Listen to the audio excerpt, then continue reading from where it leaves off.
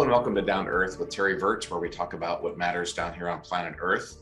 Today, I am super excited to have Craig Whitlock on the show. But as always, if you love the show, remember to like it and subscribe. Craig Whitlock is an investigative reporter for the Washington Post, covering the global war on terror since 2001, and the author of the new best-selling book, The Afghanistan Papers. He's won multiple awards for journalism and has been a finalist for the Pulitzer Prize 3 times. So Craig, thank you so much for coming on. I know it's been a busy month for you, to say the least, I'm sure. Terry, thanks for having me. I really appreciate it. Yeah, this is great. I had your book pre-ordered and it showed up on August 31st, which was, I don't know if you planned it that way, but that was quite a week in the history of the Afghanistan war.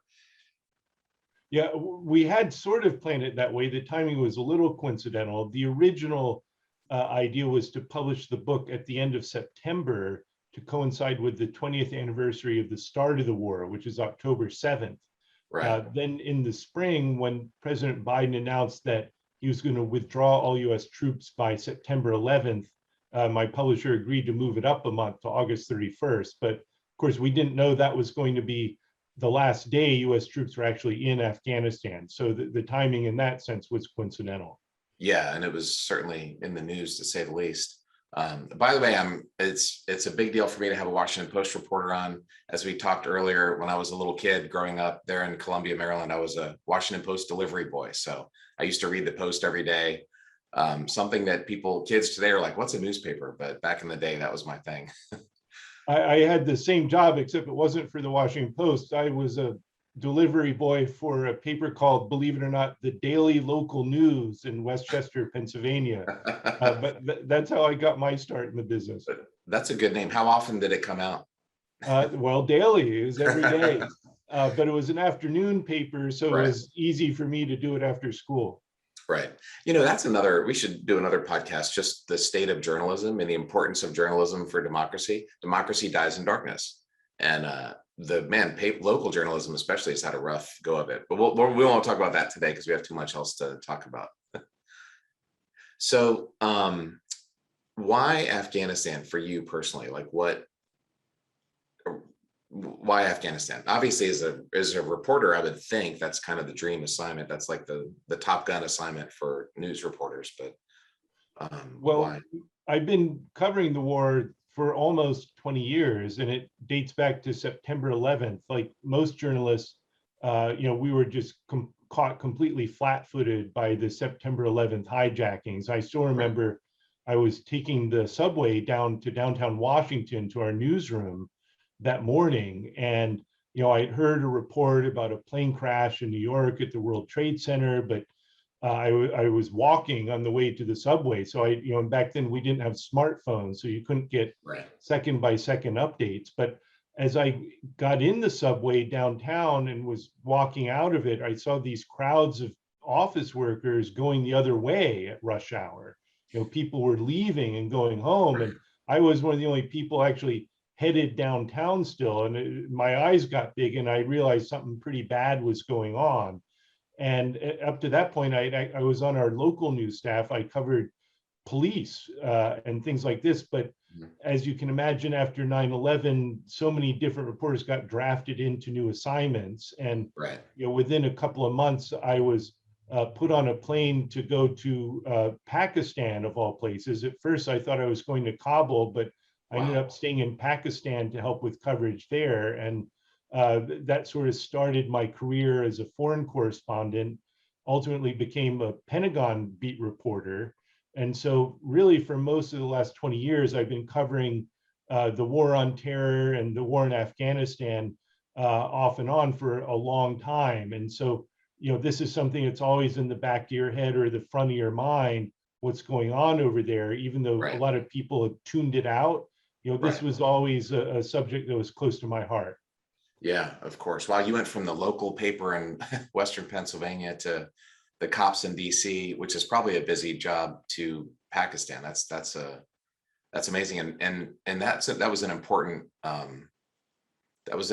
part of the whole story, probably more than most Americans realize, I would think. Yeah, so I mean, that's one of the great things about being a journalist, particularly with the newspaper, is you never know what's going to happen on any given day. Right. life is very unpredictable, and Right. you sort of learn to roll with it. And Right. that's what you do over the course of your career, is you roll with it and you end up in unexpected places covering unexpected things. But that's our job. Right. So one of the things, so I've got your book, by the way, and I'm assuming it's doing very well. It's a spectacularly written book, and it's a pretty timely thing. Is it? I don't know where it is on the list, but I'm imagining it's a pretty popular book right now.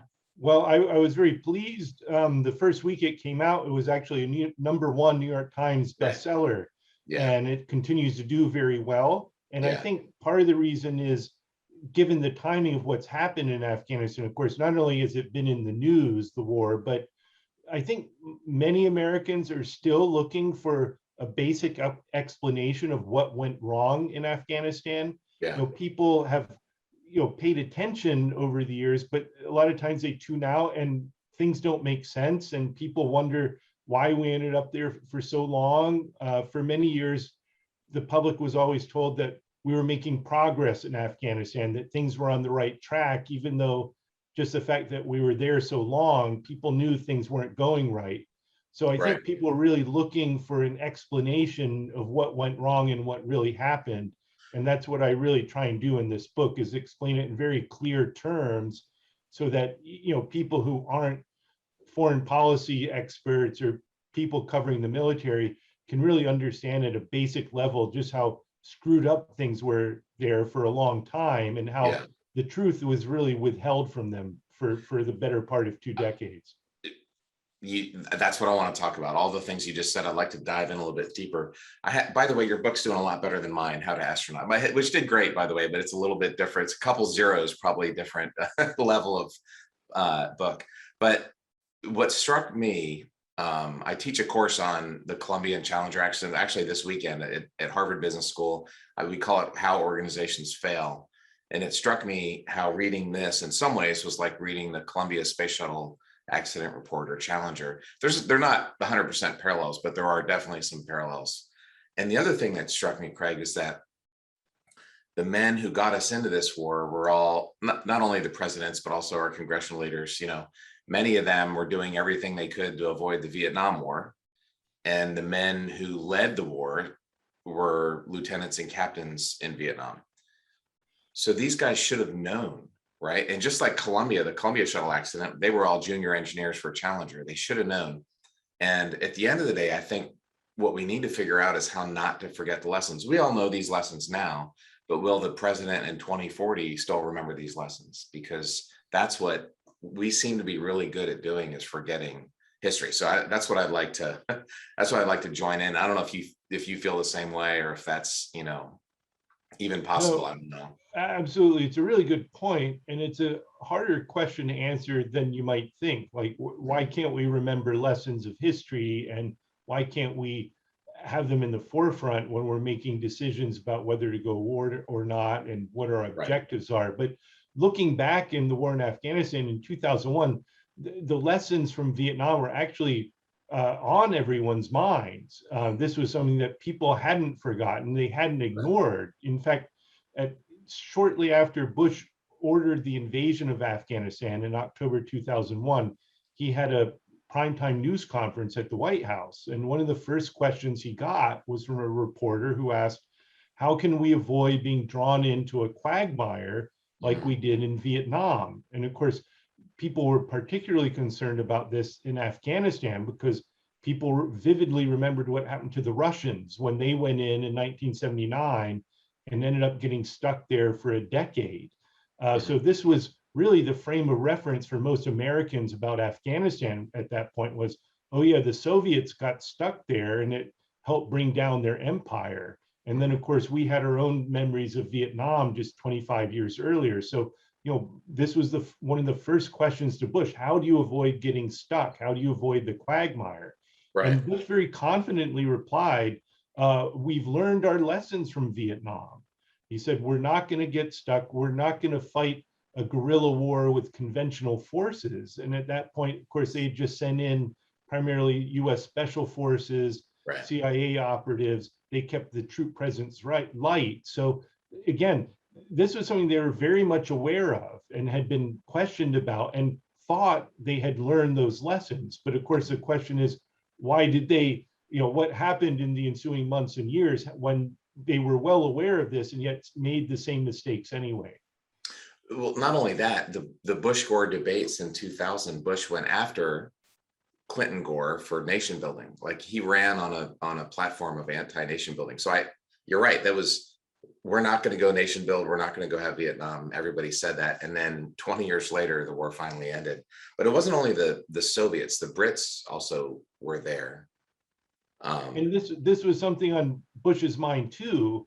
Even 6 months later, he gives a speech at the Virginia Military Institute in April of 2002. And at that point, America thought it had won the war in Vietnam, right? The Taliban was toppled from power. Al-Qaeda's leaders were captured, killed, or had fled Afghanistan. So Bush's approval ratings were sky high. It was almost 90%. And right. We thought we had won, yet we were keeping troops there to try and stabilize the country because there was a real power vacuum and the country was a wreck. But Bush, again, was trying to reassure the public that, no, we're not going to make the same mistakes as other great powers have in Afghanistan. And he mentioned the Russians, he mentioned the British. And he said, that's not going to happen to us. So even 6 months into the war, he thinks he's learned those lessons and that we're not going to keep a large force there. But yet somehow we repeated them and we kept forces there with no timetable for withdrawal. There was never any discussion for how long they would actually need to stay. Bush didn't want to get pinned down on that. So he left it all very vague. So you said something, because like we had won, we actually did what we came to do. Al-Qaeda was gone. A lot of them were killed and captured. We hadn't gotten bin Laden, and that was a big deal, but they were degraded, to say the least, right? But we wanted to stabilize the government. Al-Qaeda's presence in Afghanistan was all but eliminated by April of 2002. The last big battle with Al-Qaeda forces took place in March of that year. And then, but we didn't know where bin Laden was, but of course, in hindsight, he had escaped across the border to Pakistan. So he wasn't in Afghanistan either. But really at that point, Bush knew, despite all this rhetoric against nation building that he had continued during his campaign in 2000, no nation needed more help, needed more nation building than Afghanistan at that point. This country had been at war already for 20 plus years. And Bush was afraid that if we pulled out, you'd have this failed state and the Taliban or Al-Qaeda could come back. And I think he was right about that, his assessment, but how he went about trying to stabilize the country was very flawed. And really at that point, the biggest problem was that he was immediately distracted by his plans for Iraq. So he thought Afghanistan was a problem solved, was the situation well in hand. And so he shifted all his attention to Iraq. And by not paying attention to Afghanistan for the next few years, that's when things really started to go awry.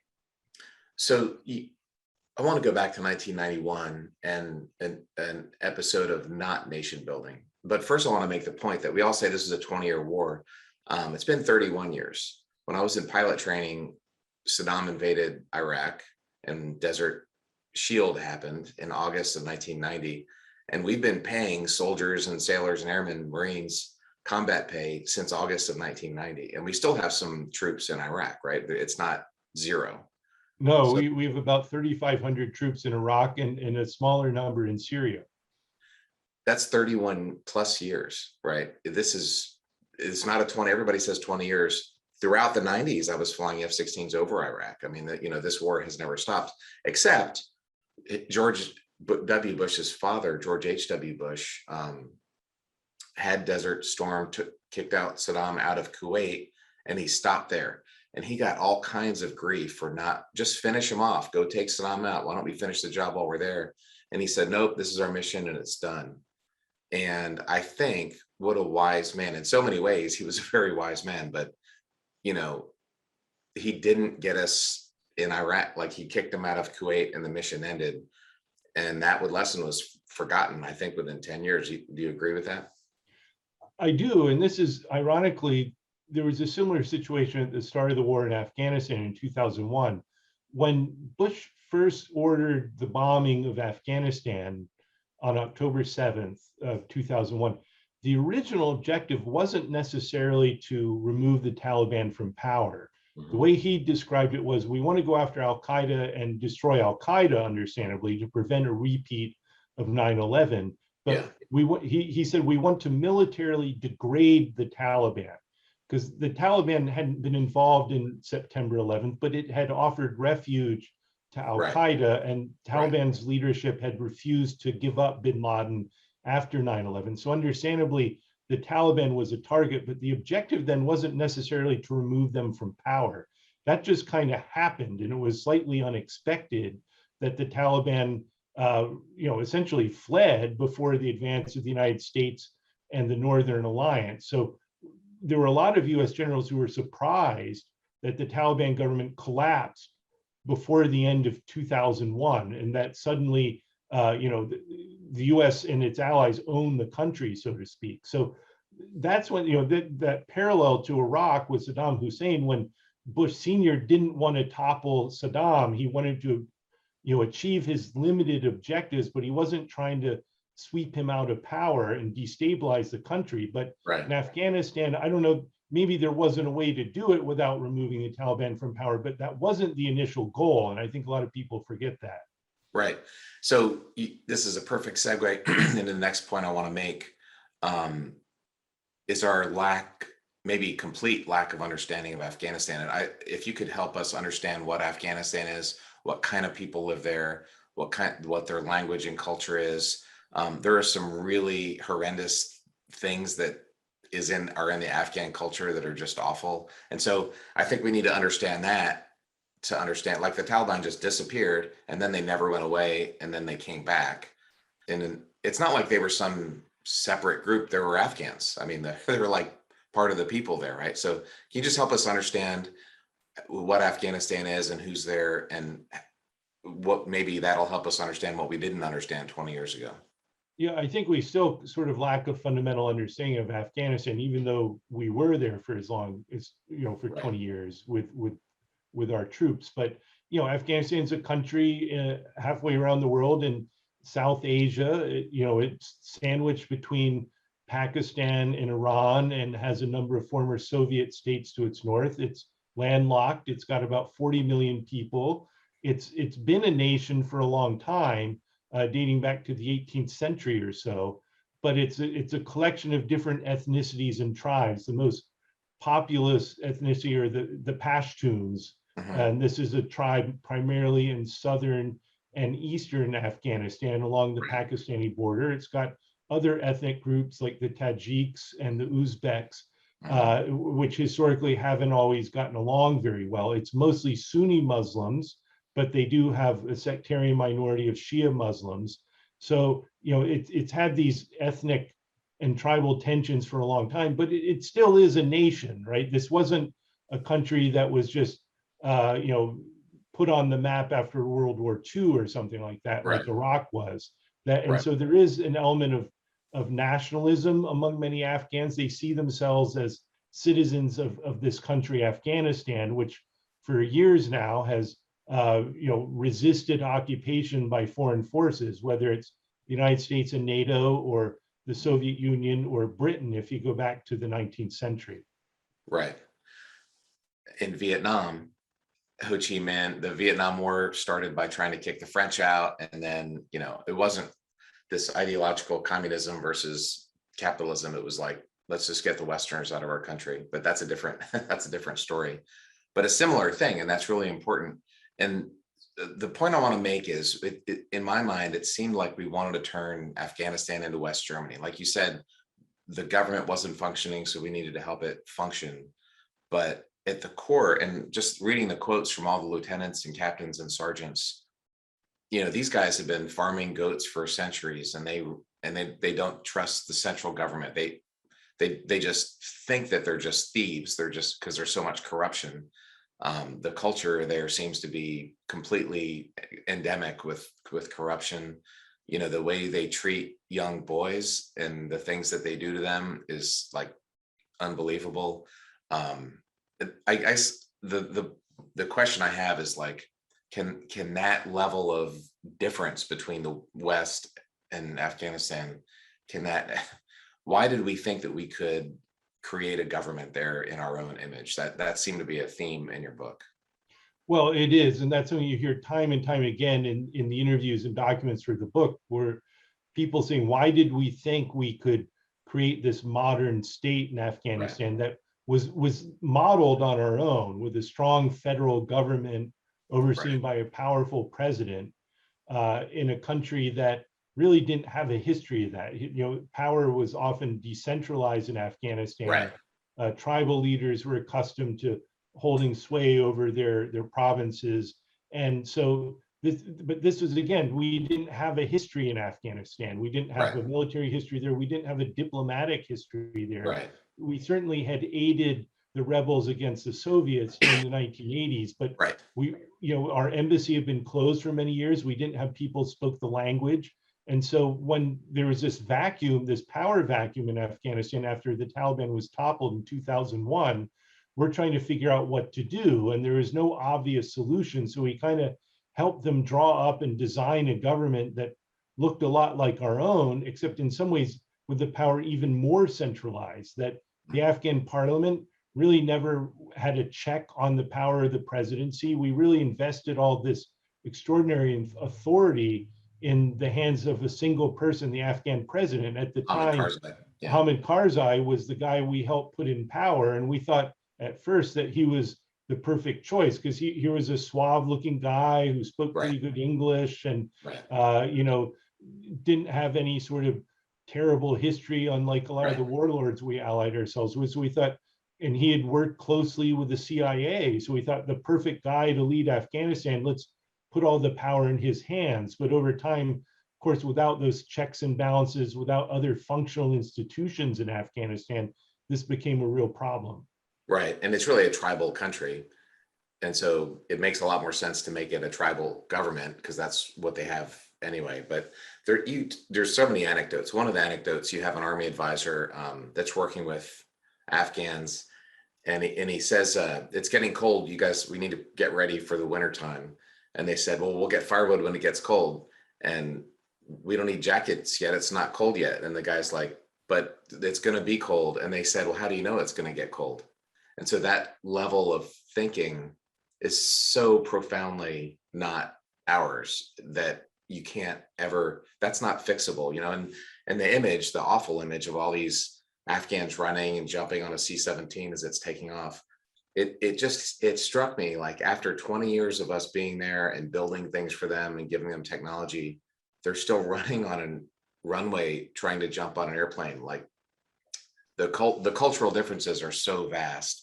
I think to say that we underestimated that is, it seems to me anyway, it was a non-starter from the beginning. That was what I took away from your book. Well, those differences were going to be difficult to bridge, and we didn't make it any easier. I mean, you hear these testimonials in the book from soldiers who were getting ready to deploy to Afghanistan, and they had all the noble intentions of trying to help out the Afghan people. They would go to pre-deployment training at army posts in the United States, and were trying to learn the culture. And the classes they would go through, they'd have an instructor say, okay, when you're ready, when you go to Iraq, here's what you do. And they would say, but we're not going to Iraq, we're going to Afghanistan. And the instructor would say, yeah, Iraq, Afghanistan, same thing. Right. And so right there, it's like we kind of lump all these Muslim countries together, and we don't recognize that, no, they don't speak Arabic in Afghanistan. They speak Pashto or Dari or other languages, and the culture is very different.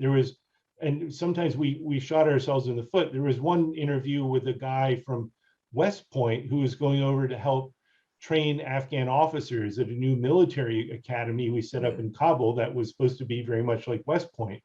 And during his pre-deployment training, the cultural advisor told him, whatever you do when you get to Afghanistan, don't give anyone the thumbs up, because that's an obscene gesture in Afghanistan, right?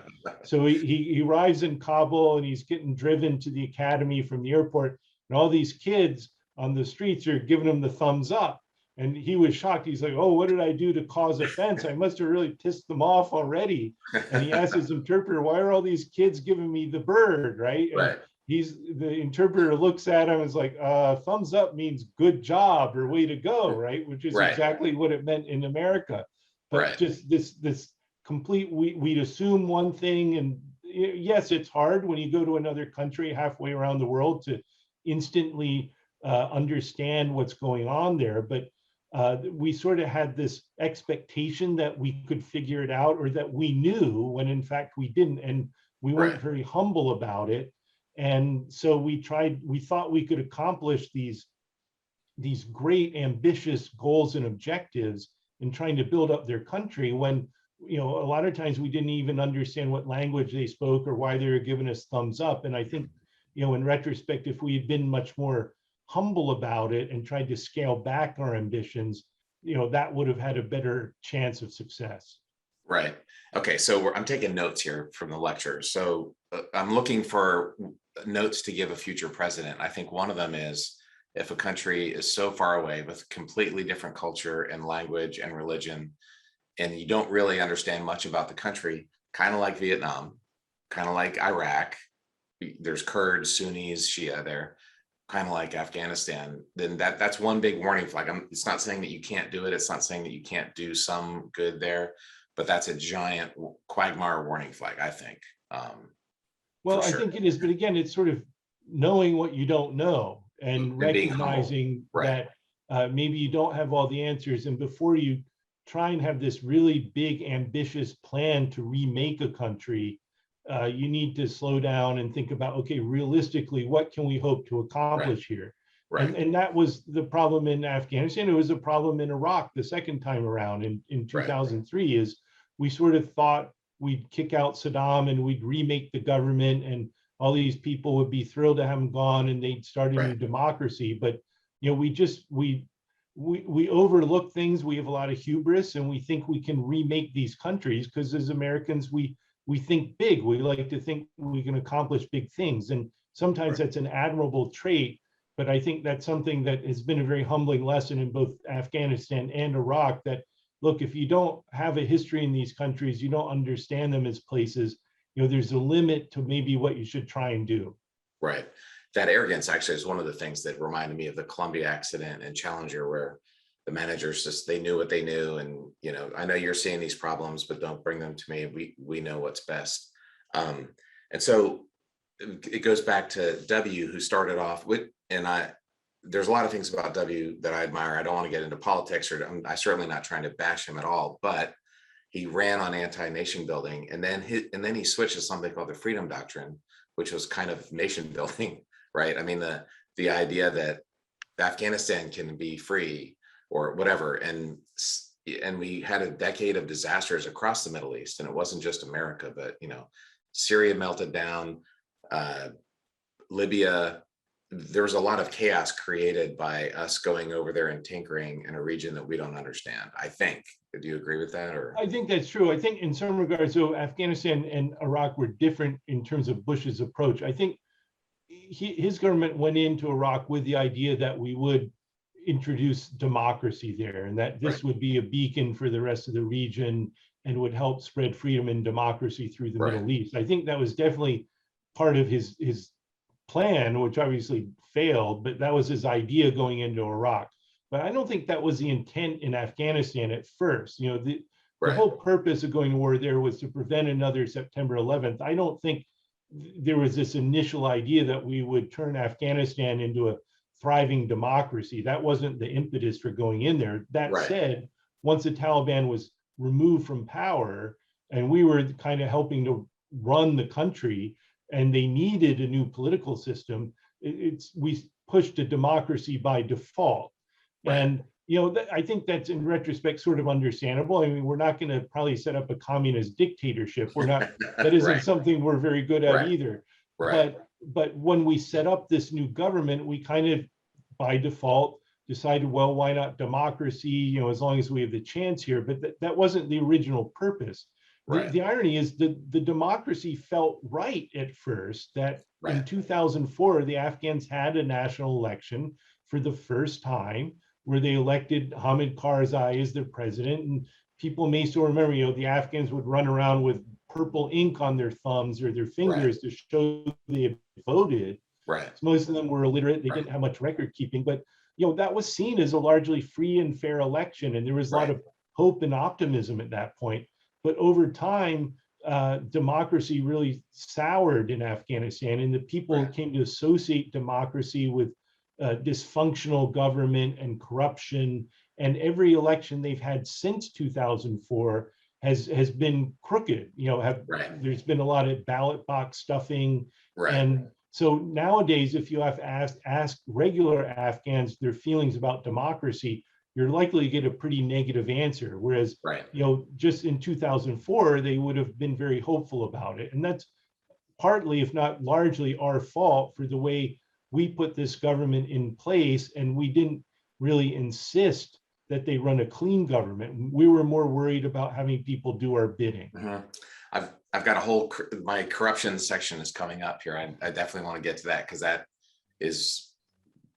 that's the theme of Afghanistan. But before we get there, one of the most important things that came out of the book, and it's honestly really awful, like it may be by far the worst of this whole thing. I want to talk about the profession of arms, because when I was at the Air Force Academy, we had a lot of military training, military classes, and they really beat into our head that, as an officer, it's a profession. It's like being a doctor or a lawyer or CPA.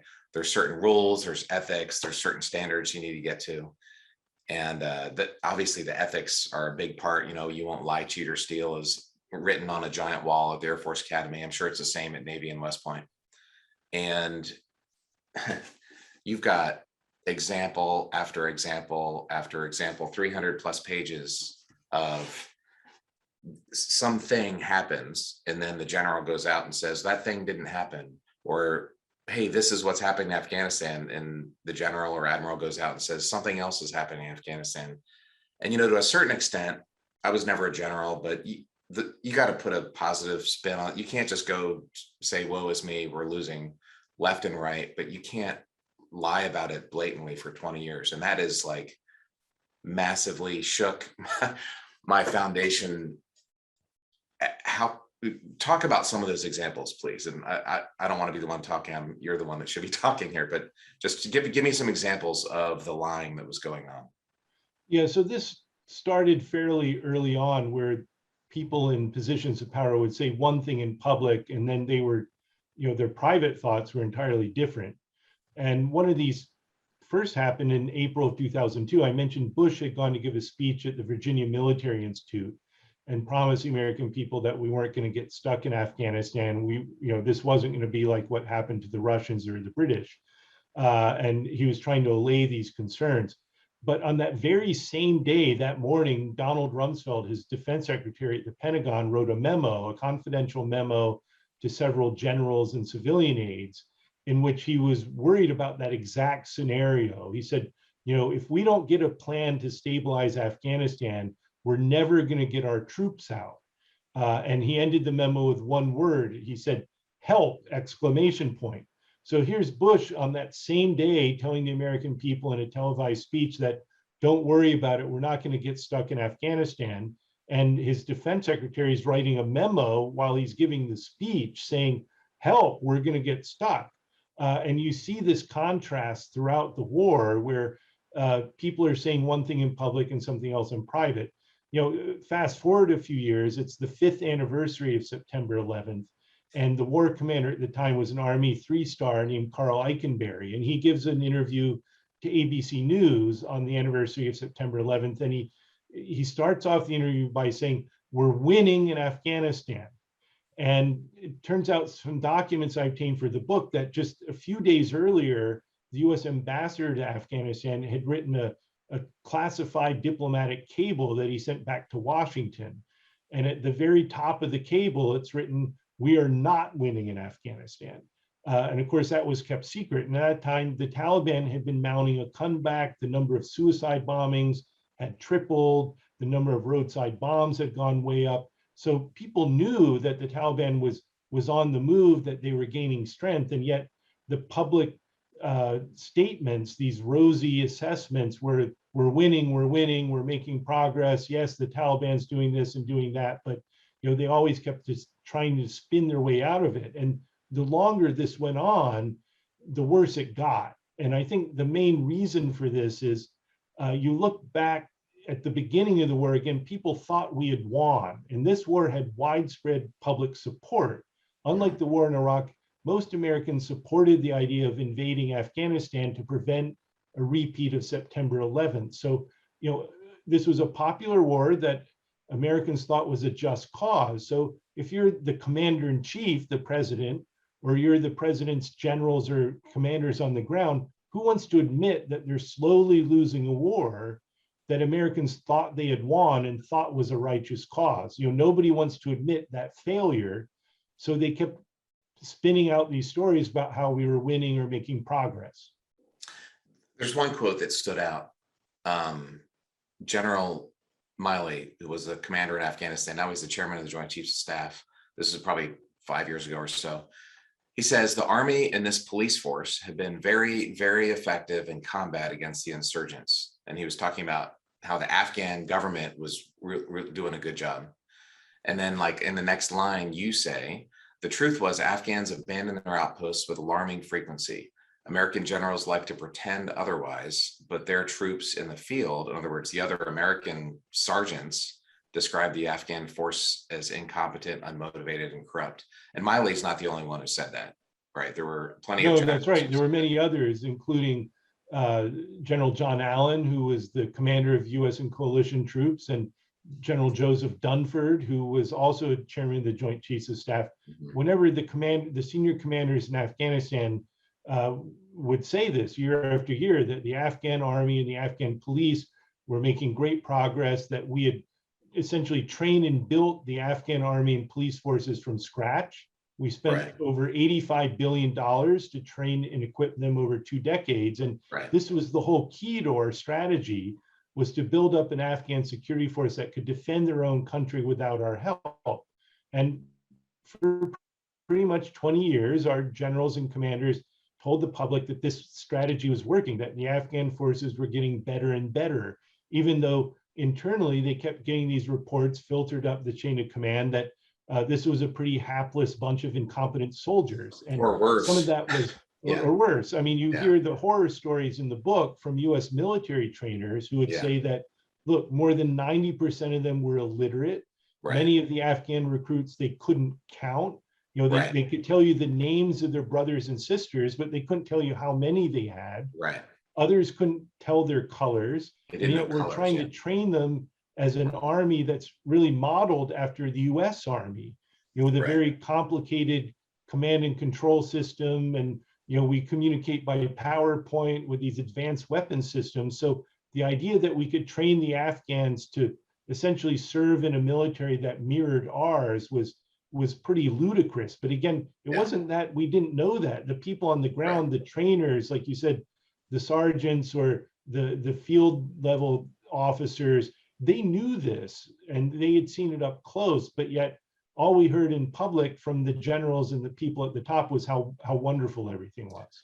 The amount of lying was making my head explode reading your book for the last few weeks. There's a General David McKiernan, and there's a story you have in about him and how Robert Gates handled that. So how did it go when generals told the truth? I guess can you tell that story? Yeah, so General David McKiernan was a 4-star Army general, and he was in charge of our US and coalition forces in Afghanistan in 2008 and 2009. So the very end of the Bush administration and the start of Obama's term in the White House.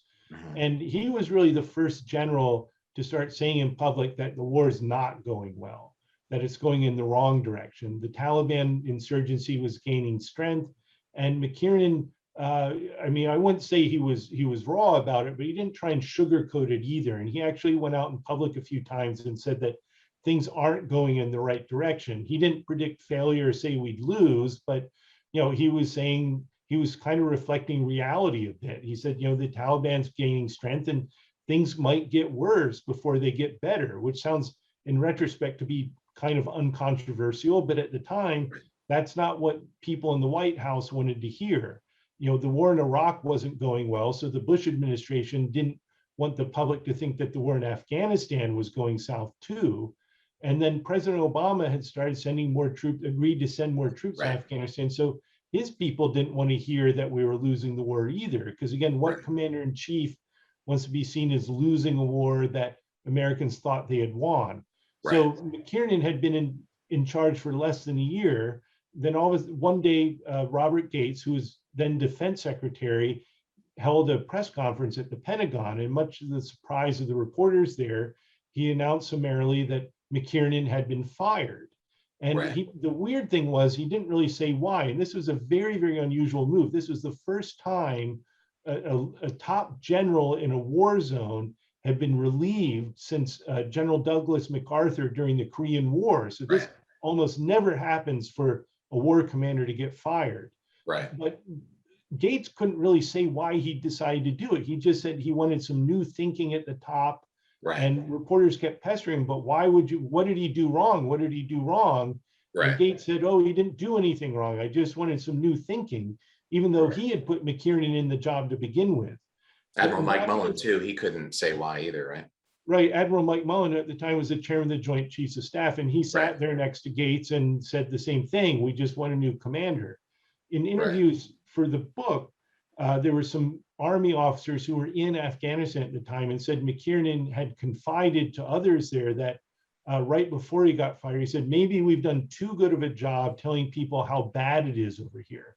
So whether Gates or Mullen intended it or not, the message they sent to the rank and file was, you know, you can't tell people how bad it is over here. You need to you need to sugarcoat it, because otherwise you'll get fired. So, you know, you better believe no general after that started, you know, sounding pessimistic. They all stuck with the company line with the talking points, which is we're making progress, we're winning. So that was really the lesson of what happened to General McKiernan. The 1 stars and 2 stars who wanted to be 4 stars got that message loud and clear. And Absolutely. at the heart of not everybody, but there's a lot of folks who want to advance in the ranks. You know, getting money is what you want if you're a businessman. If you're a general, getting more stars is what you want. And the careerism is always a problem, but there's 1,000 examples you have, and that was pretty frustrating to say the least. There was one common thing. I don't know if I'll give them credit, but it seemed like every general that you interviewed or that you had this the SIGAR, the debriefing project that they had, everybody seemed to agree that there was no coherent strategy, and there was a lot of behind closed doors, right? That was a common theme amongst the brass. Would you not say everybody agreed that, like, what the hell are we doing here? There's no, we're going to go kill the enemy, but that's not a strategy, right? Yeah, that was one of the really big eye openers for me, particularly in the early part of the war, is, you know, even if the war is not going well, and most Americans knew this, you sort of assume that the people in charge have some kind of strategy that they think is working, that maybe it's misguided or it's not going as planned, but that there's some kind of strategy. But during the Bush years, there was an interview with an Army general named Dan McNeill, and he was actually a 2-time commander of US and coalition forces in Afghanistan. He went over once for one tour, then he went back a couple years later. And he was very blunt in this transcript of an interview I obtained, in which he said, you know, there was no campaign plan. I was just told to go over there and kill terrorists, and that's it. And you know, even when he was commander of NATO forces too, and I thought maybe he was exaggerating when he said there was no campaign plan. But then there was another interview with a British general named David Richards, who was actually succeeded McNeill as the commander of US and NATO forces during the Bush years. And he said the same thing. He said, we didn't have a strategy. We had a lot of tactics, but we didn't have a proper strategy. Again, where he said we were over there fighting terrorists or the Taliban, but there was no overall articulated goal with ways and means in place intended to reach it. And to me, that, again, it was shocking. What general in charge of a war admits that you don't have a strategy? And so in many ways, it really goes to show that it was much worse than we thought. We knew things weren't going well in Afghanistan, but when you read these interviews that were conducted by the Inspector General, it's really stunning how it was much worse than we thought. Not only was it much worse than we thought, it was much worse than we were told. And that's what really bothers me. So I want to talk about the generals in this section of my interview with you, but Also, I want to start off by saying I want to thank them for their service. These are, even though they're generals, they were spending a year and a half over there. These guys were, some of them got shot. It was not safe necessarily being over there. So well, I'm really bashing them, but on the one hand, I do want to thank them. They spent a lot of years serving their country, and that's a good thing. But at the end of the day, they're the boss, and to have this amount and quantity of lying over so many years to perpetuate a war that was not winnable, that's what just, with the next time we have a Pentagon operation and you're a reporter and the general comes out and says this is what's happening, will you trust them? How much undercut is the trustworthiness of the military? That's what really bothers me. And as a reporter, what do you think about that? Well, I think this is a problem the military is going to have to grapple with for a long time. And here's a couple of ways to think about it that maybe people hadn't anticipated. In the United States, the military is really seen as our most trusted institution. Public opinion survey after survey for many years have shown that people place great faith in our military leaders, that they believe what they say, they see them as nonpartisan, as admirable people, and understandably so. But with that comes responsibility Right. to tell the truth and be honest with the American people. So I think this loss of credibility on the military leadership's part, particularly the general officers, is something that I think the Pentagon is really just starting to sort of grapple with, that people aren't going to give them the benefit of the doubt, let alone reporters, but I'm just talking about the public at large, so that if there's another national security emergency or crisis, after what happened in Iraq, where people were told there were weapons of mass destruction, or what they were told about how the war in Afghanistan was going, that's changed. That credibility, I think, has been squandered. That's not an easy thing to build up year after year. So when you lose it, it's really hard to get it back. That's going to take some time and real effort. Right. And I don't think the Defense Department has really come up with an idea of how they want to get that credibility back. It's going to be difficult, and it's going to take a long time. You give so many stories about, we bombed a school and we killed kids or whatever. There's a lot of those stories. And the Pentagon is immediately saying we killed terrorists and there was no civilian, just blatant lies. It just happened a few weeks ago, but at least we came out and admitted it very quickly. To their credit, that was the right thing to do. But in that case, the reason, it doesn't take a cynic to say the reason the Pentagon admitted that this last drone strike that killed 10 people, including several children, the only reason that they acknowledged that it had been a mistake was because there was news media on the ground who was able to actually get video footage from security cameras and interview witnesses. And really, there was uncontrovertible proof that this wasn't an Islamic State suicide bomber. This was a humanitarian aid worker with his kids who got killed. And only after that, those reports were published and aired on TV, did the Pentagon acknowledge that they had made a mistake. But this was reflective of many, many airstrikes through the war where civilians were killed. And like you said, the military reflexively would say, no, they were terrorists. Right. I'm speechless to think of, you can't trust a Pentagon briefing, and unless there's a Washington Post reporter or whoever with a video camera to verify it.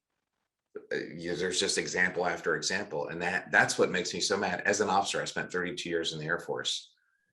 Well, I start off my book. There's this anecdote at the start of the book in 2001, actually a few days before the war started. Donald Rumsfeld holds a briefing at the Pentagon. And at that point, Rumsfeld was a hero for the actions he took after September 11th, when he was helping rescue people from the rubble of the Pentagon.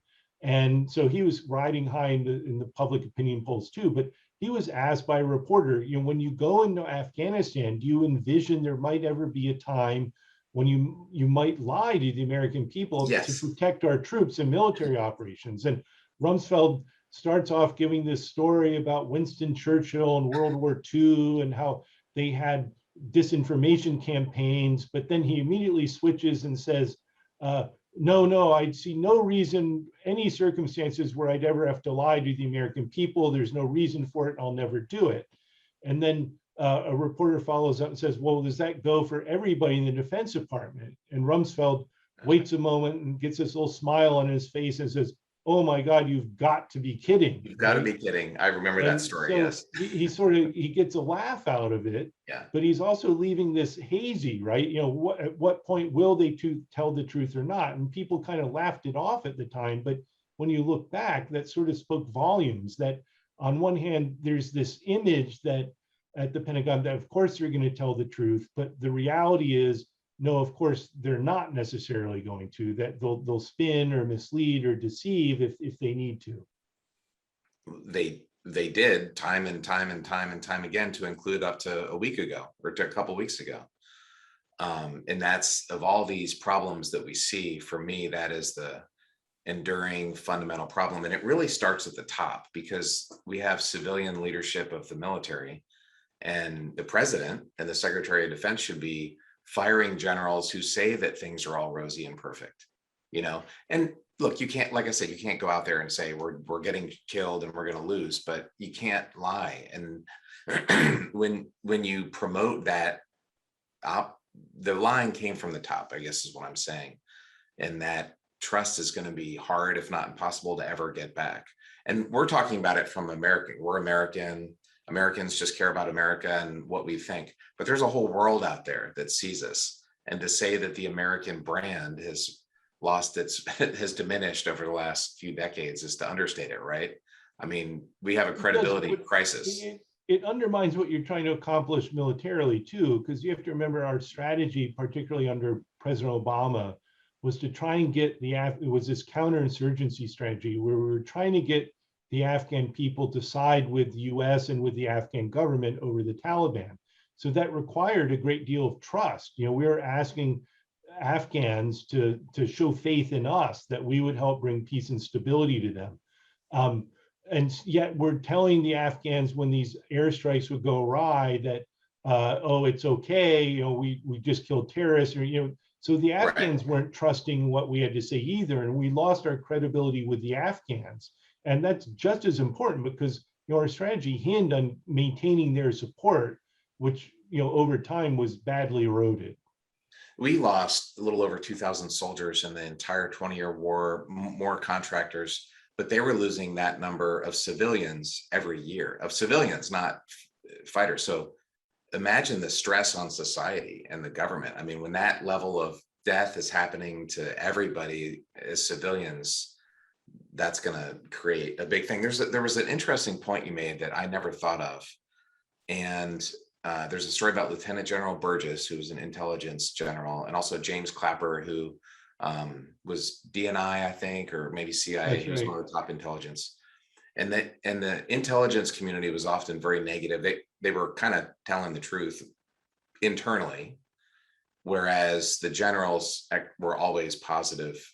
Why is that? Or is that something, did I read that right? Was that actually happening? You read that exactly right. And in fact, these intelligence assessments from the intelligence community were very pessimistic about how the war was going. They told it pretty straight. They said, the Afghan army isn't getting any better. The Taliban's getting stronger.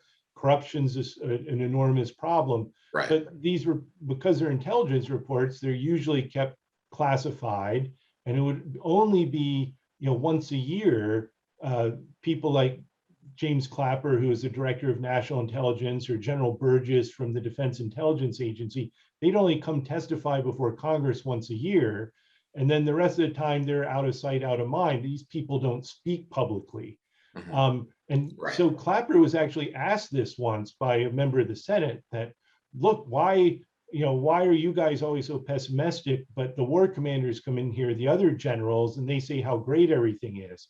And Clapper told the story about, look, I lost my professional innocence in Vietnam, he said. I was a briefer to General Westmoreland, and the generals in charge of the fighting always have this optimistic view. They're wearing rose-colored glasses, and they don't want to listen to the intelligence reports. They don't want to see the bad news, so they always try and suppress it.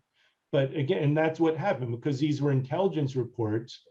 They were largely kept private. They only saw the light of day once a year. And the rest of the time, it was the generals in charge of the war who kept giving these optimistic accounts of how things were going. And that undermines our credibility forever, right? Like when you know that X is happening, but you say that Y is happening. So that was an interesting thing, which probably leads to a lot of Washington Post FOIA requests for these hidden secret documents, the Freedom of Information Act that, the military tries so hard to withhold. You mentioned which it they briefly. sure do, and which, again, Yeah. to remind your listeners, this is the whole basis for my book. This was based entirely on documents, on public records that we had to go to court to fight for over 3 years. So none of the material in the book are leaked documents or people talking anonymously to sort of protect themselves. These are all public records, public information. Every account in the book, it's all based on documents. Right. And we've posted those all online on the Washington Post website so people can see for themselves. But it took us 3 years with these Freedom of Information Act lawsuits to finally get access to these public records. That's how hard and long it took to finally get those to see the light of day. This isn't the Craig Whitlock's opinion piece. This is data that your book's based on. It's all based on documents. Right. So you mentioned this earlier, and I think it can't be overstated, but the importance of Iraq in Afghanistan. And I remember I actually went to visit the president in 2003 after the Columbia accident, and he treated the Columbia crew's families amazingly well. It was a great visit. But while we were doing that, Colin Powell gave a speech at the United Nations, very famous speech about WMD, and I was actually screaming at the television in my hotel room when I saw that. Because I flew F-16s there. I knew there was chemical weapons. I knew Iraq had chemical weapons. They used them. Turns out I was wrong, but we knew that to be true.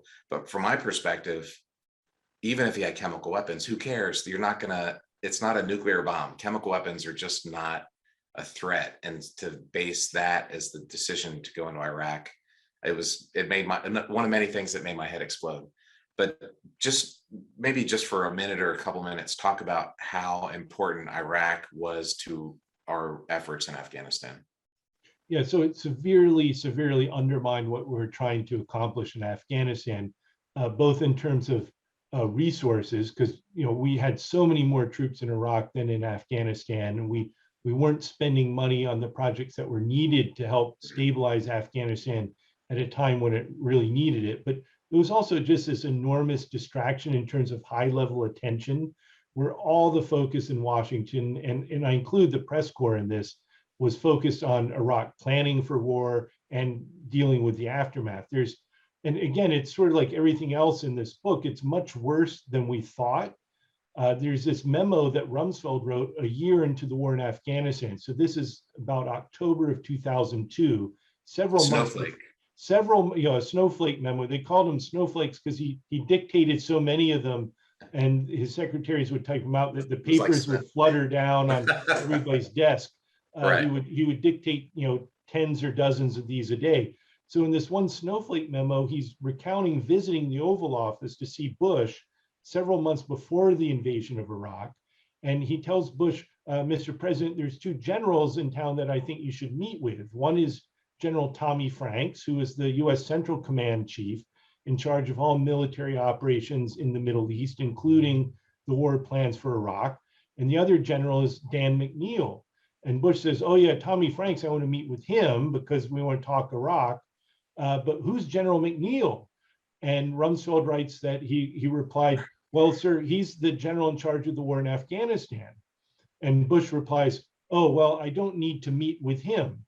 So, there it is in black and white that the president of the United States had not only forgotten the name of his commander in Afghanistan, but when reminded of who he was, he said he didn't have time to meet with him. So to me, that said it all. He was just completely preoccupied with Iraq, thought Afghanistan was a done deal, and he didn't need to pay any attention to what was going on there. And that really reflects what was going on at that time, that Iraq sucked all the oxygen out of the room and there wasn't any left for Afghanistan. Okay, that's not a good way to win a war is to have, because if you're the general that wants to get the next star, you're going to want all of your efforts are going to go into Iraq. And one of the generals there said, look, all the guys that I'm getting in Afghanistan are never going to make general. In other words, they were sending, in his mind, they were sending the B team there. And in the military, that's really important. There's this culture of, there's like average guys that do a normal 20-year career. And in the Air Force, we called them fast burners. So there's guys that are on the track to be general. And that, according to the Afghanistan papers, that seemed to be more Iraq focused than it was Afghanistan focused. Yeah, no question. I mean, that general you referred to is a guy named David Barno, and he was a three-star commander of all U.S. troops in Afghanistan. He was pretty well regarded, but during the first Bush term, but he complained in these interviews that, yeah, I had a hard time staffing up my headquarters. I would get these junior officers or these reservists or contractors who were, toward the end of their careers. He said they had a joke at military headquarters in Kabul that they were the world's most forward deployed chapter of the American Associated of Retired People. AARP. Right? They had so many people who were over the hill. And he said the Army was derelict in sending him the people and resources that he needed to try and stabilize Iraq and snuff out this insurgency that was building at a time when the Taliban was most vulnerable. We took our eye off the ball and went to Iraq. So don't start a second front unless you're ready to do it. I have an idea for policy. And I don't know if as a reporter, if you're allowed to have this, but my thought is that we need a draft. We need a draft without exemptions for college service or anything like that. And if you take people from all walks of life, all economic statuses, and you send those kids in the Army, then we're not going to go to Afghanistan for 20 years because the parents would not put up with it. As it is, we have an all volunteer force, which is really effective. It's the way to get the most bang for your buck, if you will. But it's also a way to just have a war in Afghanistan for 20 years that it doesn't affect 99% of Americans. And if you had a war that affected all Americans, we wouldn't have these wars, I think, anyway. I think that's a very common critique, and I certainly understand that this has been a problem in Afghanistan. The public kind of tuned out because, like you said, we have an all-volunteer force, so it's the same people serving in Afghanistan, that narrow 1% of our population. And beyond that, we had 800,000 Americans serve in Afghanistan in uniform over 20 years. Right. So it's more than I think most people might think, but many of those people went back for a second or a third or a fourth or a fifth tour of duty. So not only were they going to serve once, they're going back again and again and again, the same people. And it just took an enormous toll on those folks. Right. And I think most Americans don't really appreciate and understand that. So I understand you aren't the only person who say a draft would prevent that from happening. I don't think politically there's much appetite for a draft in the United States at the moment, but you're right. This burden of the war in Afghanistan was shouldered by a very narrow slice of our population. Yeah, for sure. I want to pivot a little bit and talk about drugs, because this wasn't the war on drugs, but it sort of was. I think a lot of people know about opium, but just talk about the role that drugs had in Afghanistan, and opium and heroin and income for basic people, and also really importantly, how the Taliban handled those drugs and what the Afghan people thought about Americans versus Taliban when it came to poppies. Yeah, to me, this is a really interesting factor in the whole war in Afghanistan is the fact that Afghanistan is the largest producer of opium poppies in the world. And opium poppies are used to make heroin and morphine. So they're essentially the biggest supplier of heroin to the rest of the world by a long shot. Anywhere from 80 to 90% of the world's supply of opium comes from Afghanistan. So we go into Afghanistan. That's one of the initial concerns of the Congress and some of our allies are, well, as long as we're in Afghanistan, we've got to do something about the opium problem. And so over 20 years, the United States spent $9 billion trying to either prevent Afghan farmers from growing opium or to interdict or to arrest or crack down on drug traffickers. And this took all sorts of forms. Under the Bush administration, the United States tried to eradicate the poppy fields, where we'd send in crews of people with machetes and tractors and physically try and destroy the crops.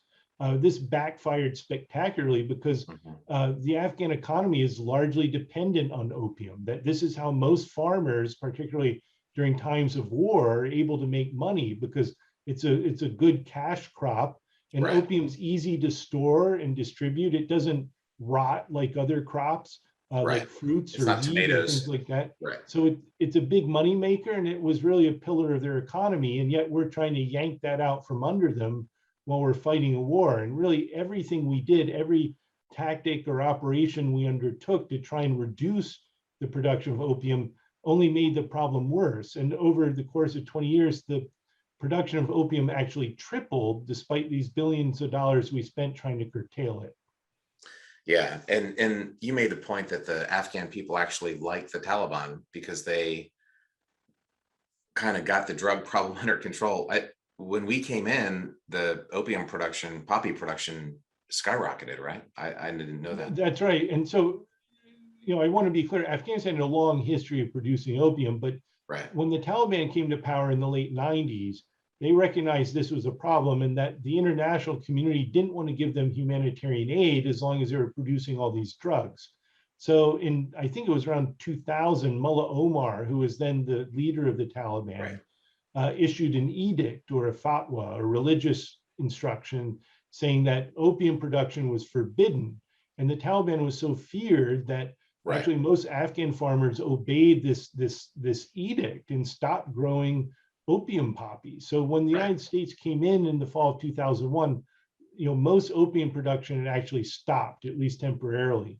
But once the Taliban was swept from power and the Afghan economy was a wreck, all these farmers went back to growing opium because it was the quickest and easiest thing they could do to try and provide for their families and make some money. And so over the years, and then we kept trying to reduce it, but everything we did just backfired, and they ended up growing more and more. Now, over the insurgency, I don't want to make you think that the Taliban were running around saying, say no to drugs all the time, right? They help profit off this to help run their insurgency. And so the Taliban has a very mixed record in this regard. But it does go to show that for a brief moment before the war started, opium production under the rule of the Taliban had really been curtailed. And when we went in, this was an unintended consequence that it just made things far worse. Drugs were something that I didn't realize the amount of impact that had on the war and how we really screwed that up. I want to talk about corruption. We call it fraud, waste, and abuse here, and just how profound that might have been the poison pill that just made this not possible to work. But you use the word kleptocracy. There was one guy that said it had different levels of bad, but once you get to kleptocracy, it's not possible. You talk about a forensic accountant who came in and looked at how many billions we had spent. And I think he said 18% of the money we sent went to the Taliban, not to Afghan people, and 15% went to just plain corruption. So at least a third of this money that we borrowed from China to pay for our war in Afghanistan, that's going to be paid back by our kids, a huge amount of that just went to villas in Dubai, right? They would send suitcases. So I'll just let you explain the corruption problem. And I think there was a Norwegian guy that talked about how many of the Afghan police were abandoning their posts, but if you could just talk through some of those things. Yeah, sure. So corruption, of course, was an enormous problem, and this helped undo the war in a lot of regards. You mentioned this one Army colonel named Chris Kalenda. He described it as a kleptocracy in Afghanistan, their government. By that, what he means, a kleptocracy is essentially a government whose only purpose to exist is to fleece their own people, right? To use the system of government to line their own pockets. And in this interview he gave with the federal government, he said that Afghanistan's government had really turned into a kleptocracy way back in 2006, so 15 years ago. And the reason he said this was so significant was he described he said, petty corruption's like skin cancer. If you can detect it early, you'll get better. He said, systemic corruption is like colon cancer. If you can screen it and catch it in time, you're probably okay. but he described kleptocracy as like brain cancer, that once you get it, it's almost always fatal. And that's what he Right. said the situation was in Afghanistan as far back as 15 years ago. And, there's certainly no question that Afghans in power were lining their pockets, but the United States really enabled this. We were the ones with all the money. There was one interview with a State Department advisor named Barnett Rubin, and he said the essential ingredient for corruption is money, and we were the ones with all the money. We were spending all this cash in Afghanistan, and so we made the corruption possible. There was one story of this that really summed it up for me. There was a diplomatic cable from the U.S. Ambassador Ronald Newman, who was there during the second Bush term.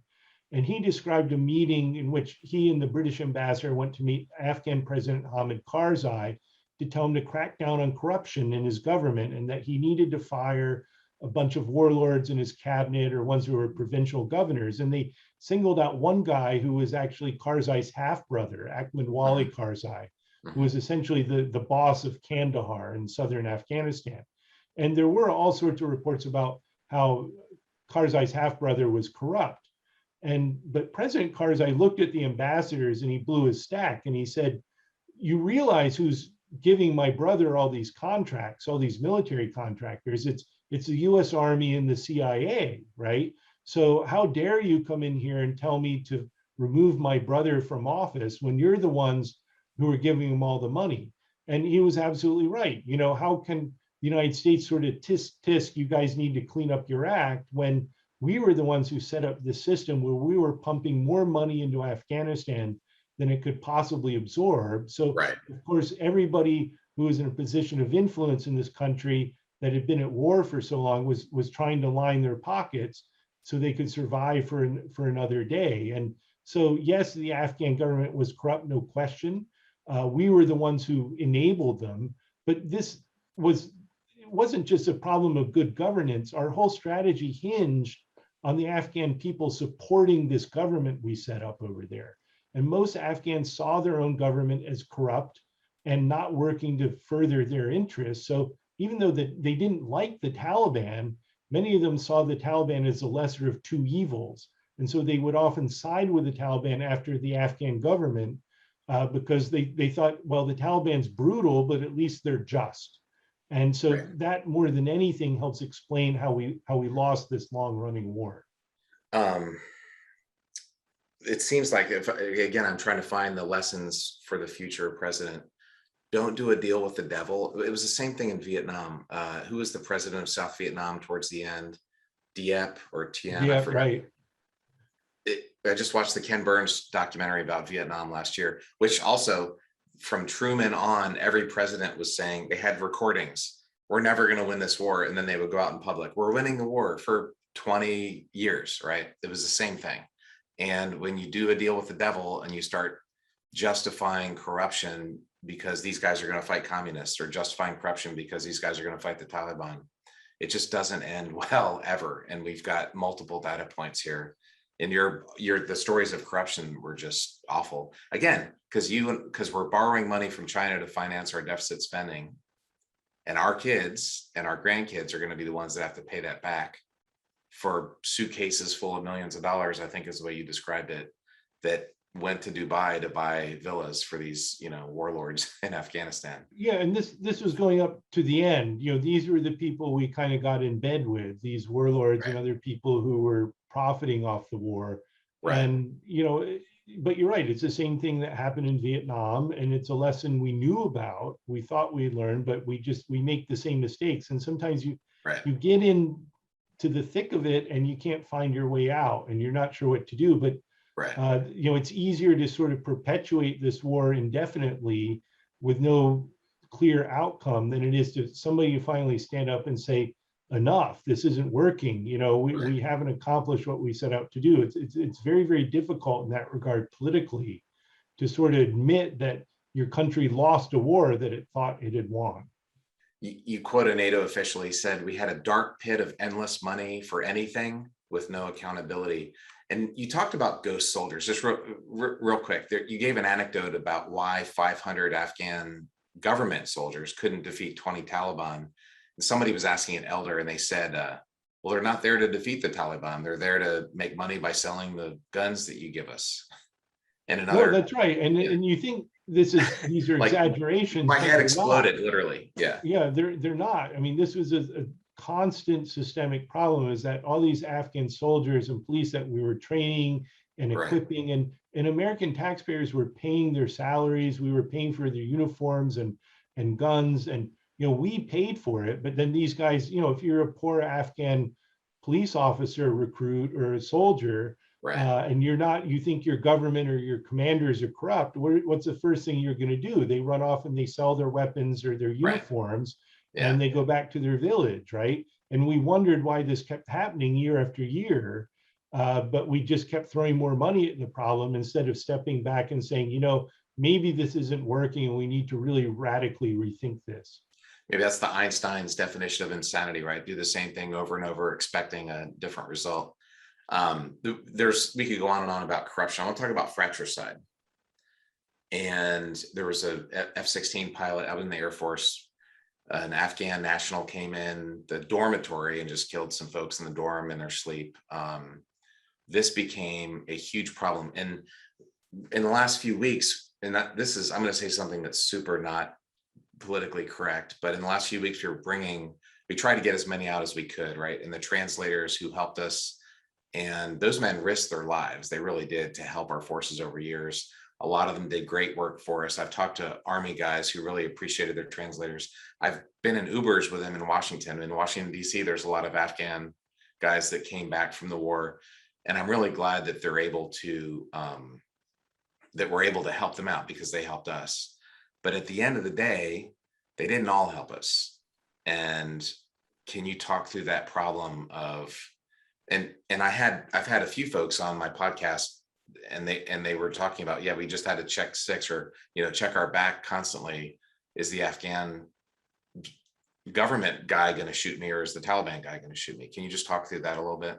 Yeah, so this is a big problem. It really started to emerge in 2011 and 2012, what they call green on blue attacks, where, blue on green attacks, where you'd get Afghans attacking their US or NATO allies who were trying to train them or were serving as combat advisors. Now, I do want to make a distinction. I think the Afghans who are seeking refuge in the United States are former interpreters or others who helped the US government. I don't think the ones who were shooting us in the back are trying to get to the United States. They were ones who were trying to kick us out of the country. But this became became a real systemic problem 10 years ago, because we had spent so much time and energy and money trying to train up this Afghan army and police force. All of a sudden, there was this rash of insider attacks where they would out of the blue open fire on a US military trainer or others, and you thought these were our allies, the people we would stand shoulder to shoulder with, but we really didn't know who had infiltrated the ranks. And for a long time, it was even hard to detect the pattern. Were these Taliban members who had enlisted in the Afghan army with this intent from the beginning, or were these Afghan soldiers or police officers who had sort of snapped or decided they just had enough of the Americans and weren't allied with the Taliban? And there were all sorts of explanations for this, and no clear pattern in a lot of ways, but it really just showed a deeper problem, which is that even our closest allies in the Afghan army and police, we couldn't necessarily rely on them. There wasn't that trust. And so we ended up having to take all these countermeasures where we'd have US troops essentially on guard to cover their brothers and sisters in arms, make sure the Afghans didn't pull a gun on them. And this became very hard going forward to keep up that alliance, that teamwork, when you don't know if the people, if the people on your side are the enemy or your friend. But again, this was a problem that really cropped up 10 years ago, and really should have signified loud and clear that this whole strategy we had of trying to build up an Afghan army to be on our side and defend their own country, it just wasn't taking root. So how did the military handle this? Or I'll quote you from your book. The US military dusted off an old tactic. It buried the extent of the problem. So Well, this was a real problem. I was reporting as a beat reporter at the Pentagon at the time, and there would be all these reports of insider attacks and or just of U.S. troops getting shot, and the circumstances were unclear. And the Pentagon would very rarely disclose what happened, or they would give only bare bone details.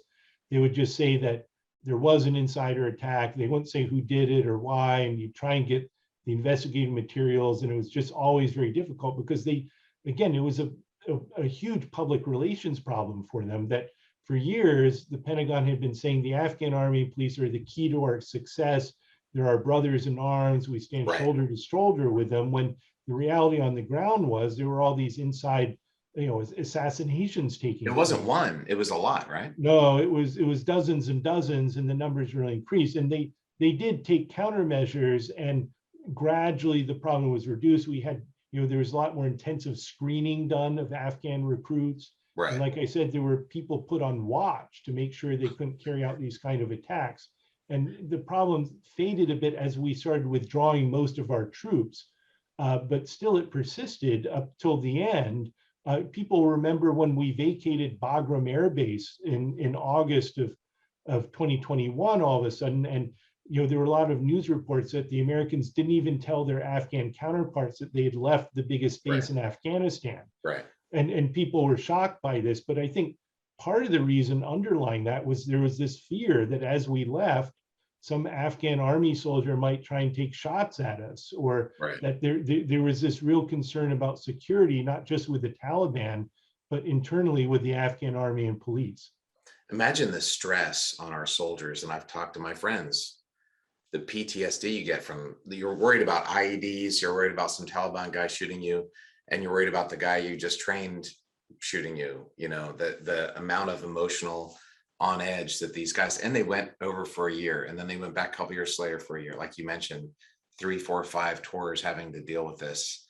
I'm a baseball guy, so it's like having a baseball team where the shortstop's gonna boot the ground ball and throw it away, or when that guy goes up to bat, he's just going to swing and strike out. Like you can't have a team where some of your guys are going to intentionally throw the game.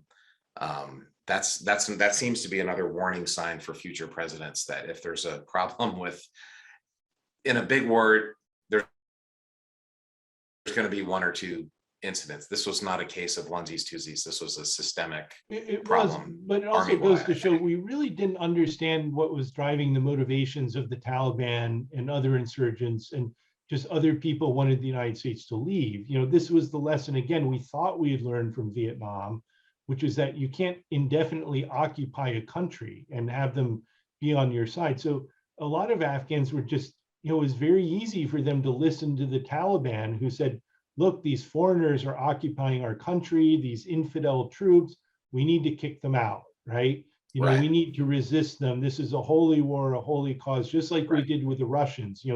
They've invaded our country. They keep saying they're going to leave, but they never do. And they only put these corrupt people in power. That becomes a very seductive line of reasoning if you're regular Afghans. And we kind of perpetuated it because we wouldn't leave, and we did tolerate corruption, and we carry out airstrikes that would kill a lot of Afghan civilians. So, the Taliban's motivations varied, but really, I think for a lot of Afghans, they really got tired of this foreign occupation, and they wanted these foreign military forces out. They saw them as not helping their country. They saw it as perpetuating a problem, and that was something we were kind of blind to up till the very end.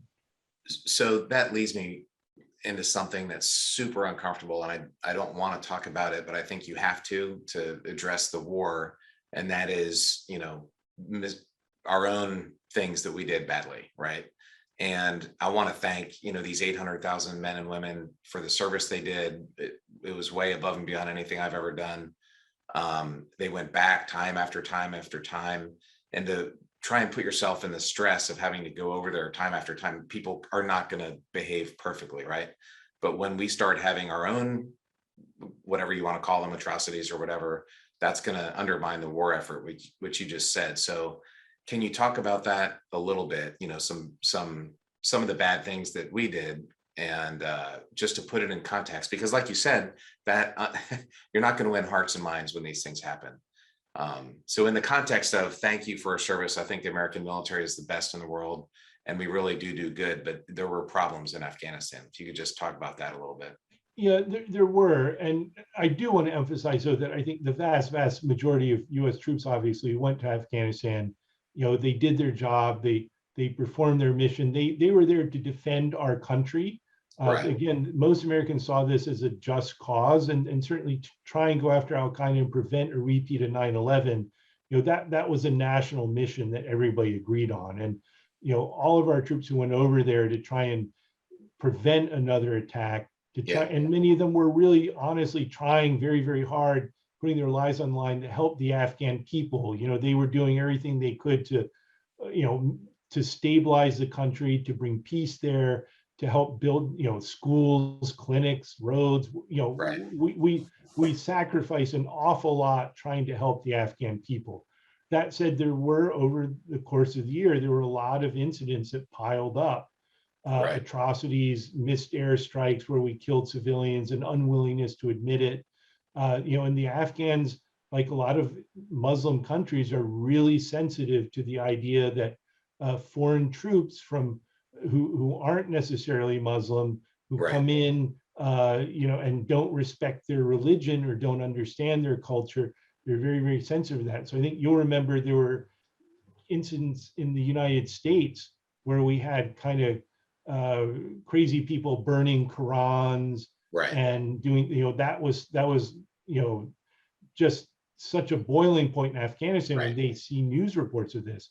There was Right. even an incident at Bagram Air Base where inadvertently some copies of the Quran had been sent out in the trash and were burned. And Right. there were reports of this getting out, that the Americans were burning the Quran, and it was bent Right. all out of perspective. But Right. just that was such a wildfire among public opinion in Afghanistan, and we were Right. always slow to really understand that. And again, this gets back to us not understanding the culture or the country could backfire in a really spectacular way. There's, I'll give you an even better example, where there was this program I write about in the book that an American PSYOPs team, psychological operations, they were trying to influence hearts and minds. So one very seemingly innocent program they came up with were to distribute soccer balls, right, to the Afghan kids, because they all love to play soccer. Right. So one year there was a World Cup, and so they issued soccer balls with the flags of countries in the World Cup, and one of the flags was of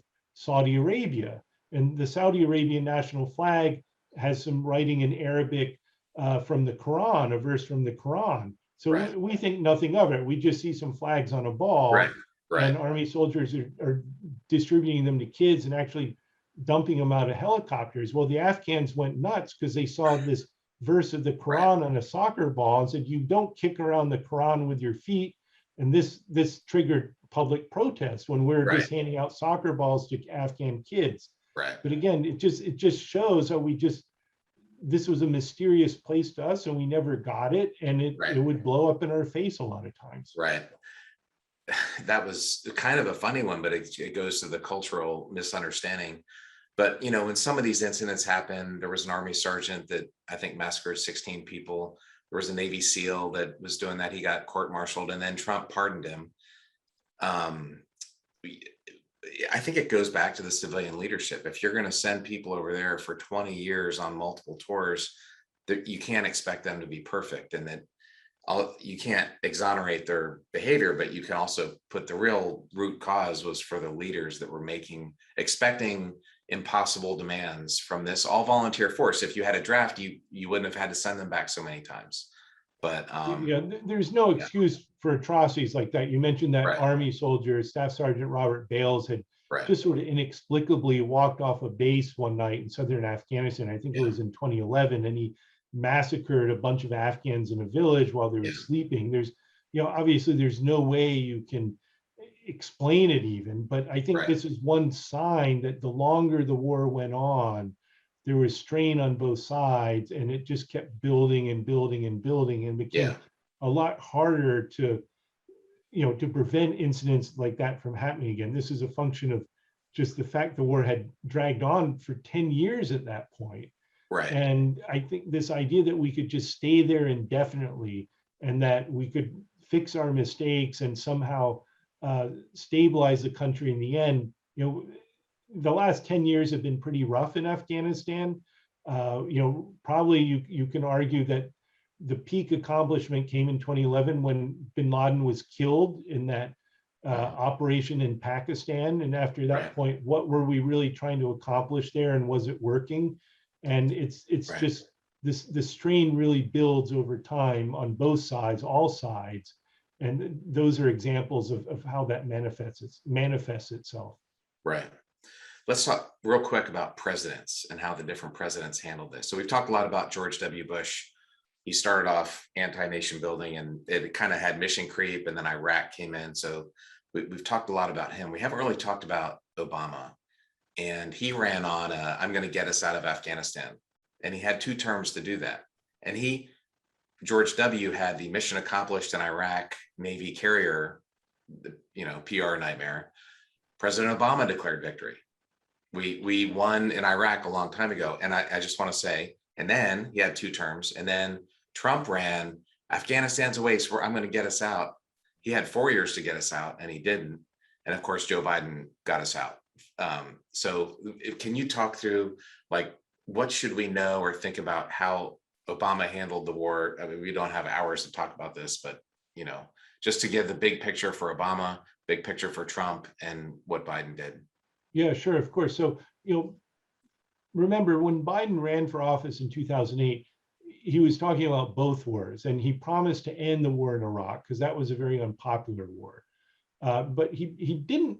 With Afghanistan, it was different. He promised to fix the war in Afghanistan. That he described that as the good war, the just war. That he said was failing under Bush, but we needed to turn that around.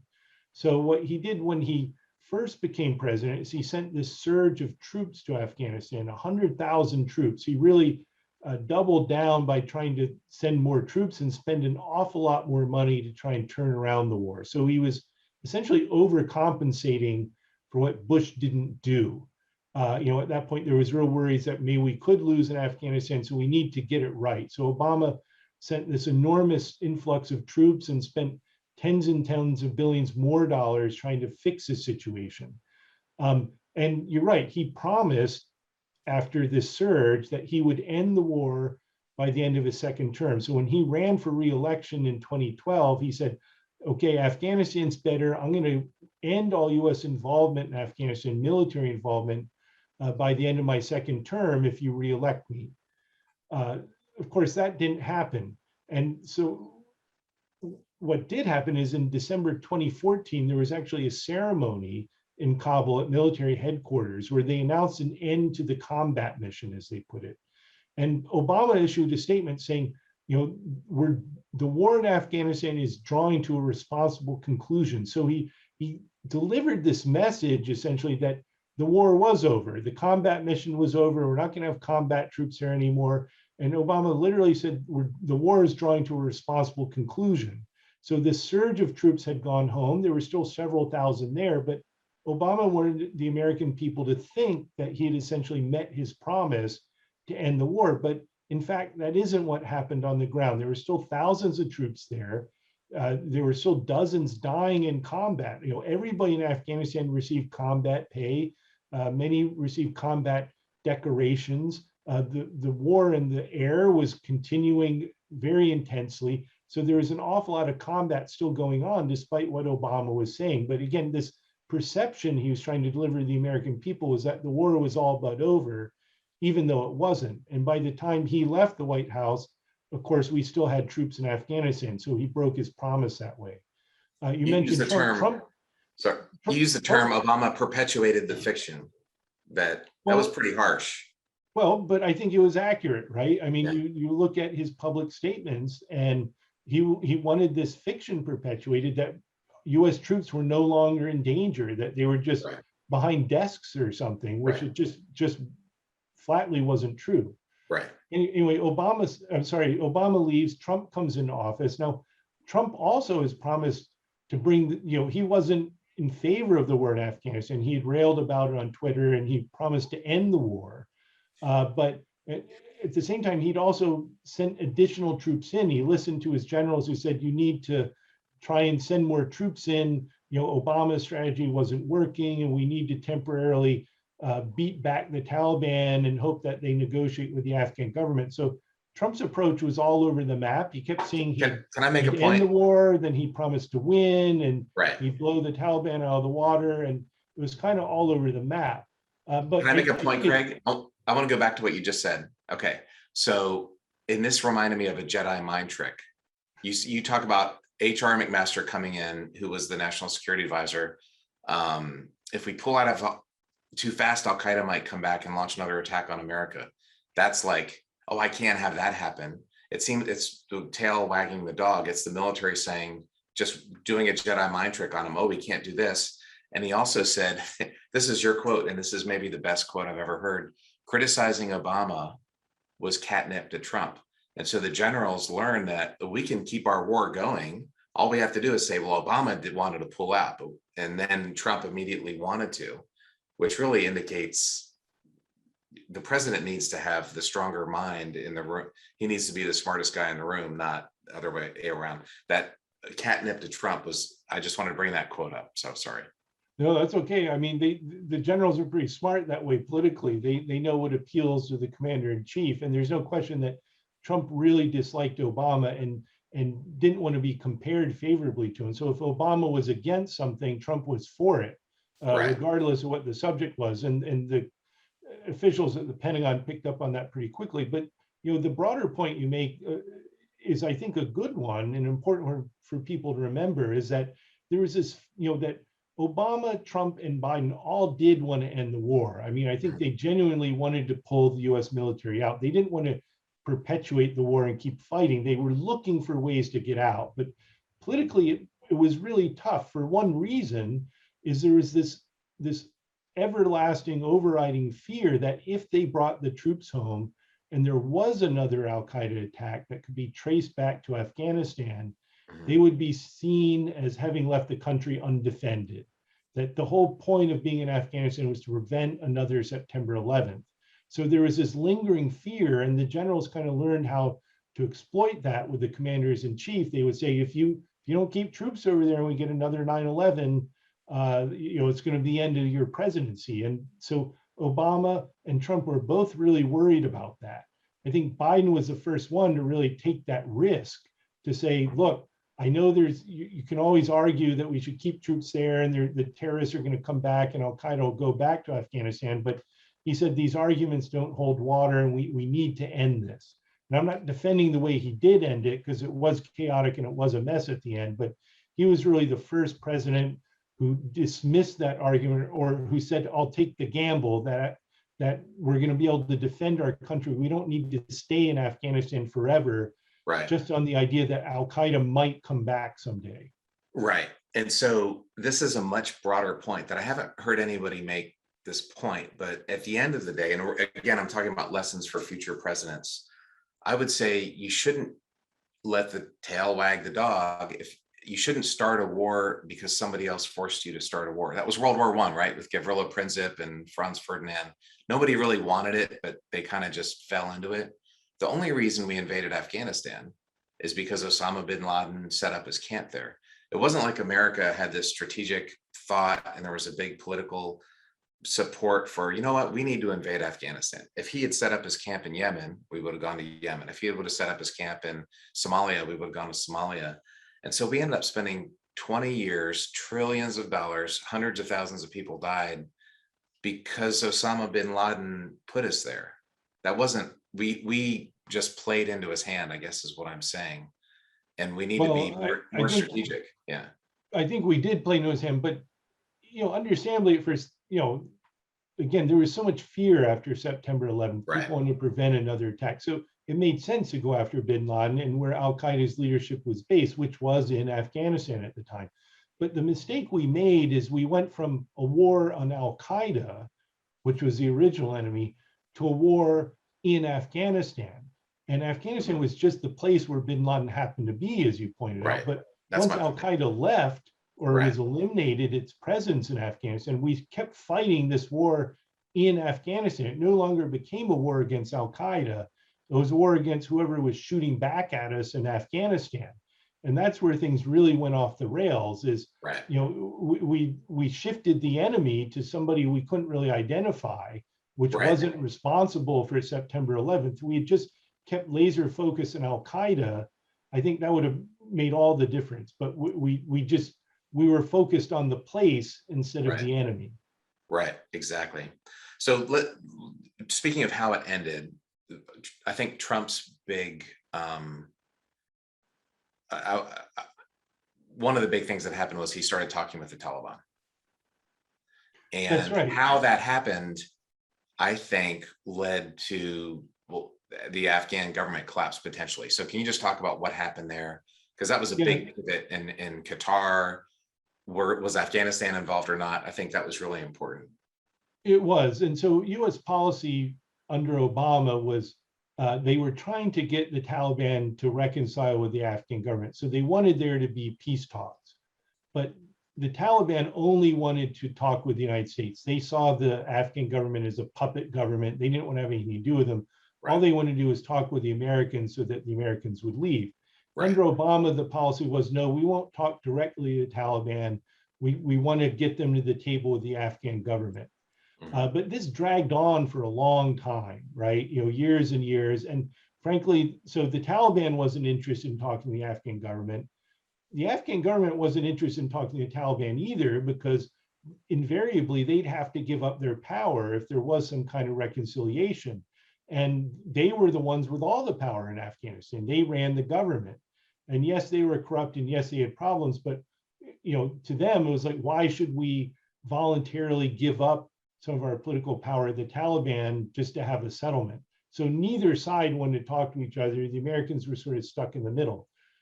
Trump got tired of this, I think understandably, so he says, okay, we're going to change. We're going to talk directly to the Taliban ourselves. We need to get out of here. We need to find a way to make it work. And he tried to cut a deal with the Taliban where they would agree to talk to the Afghan government while we left the country.